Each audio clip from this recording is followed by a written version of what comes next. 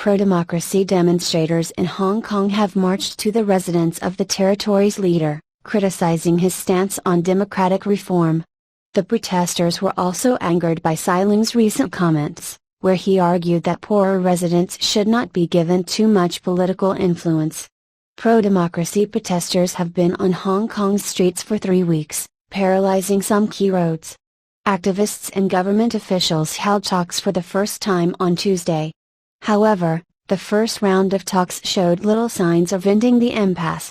Correspondents say about 200 protesters marched to Mr. Leung's official residence, Government House, on Wednesday.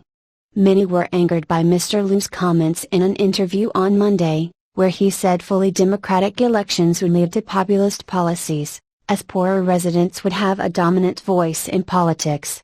If it's entirely a numbers game and numeric representation, then obviously you would be talking to half of the people in Hong Kong who earn less than $1,800, £1,110, a month, he said.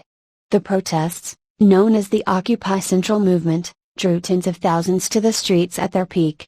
Numbers have dwindled since then, but hundreds remained at protest camps in the districts of Mong Kok, Admiralty and Causeway Bay. Local businesses and residents have criticized the disruption caused by the protests. On Wednesday, there were brief scuffles as a group of men tried to dismantle the barricades set up by protesters in Mong Kok, prompting the police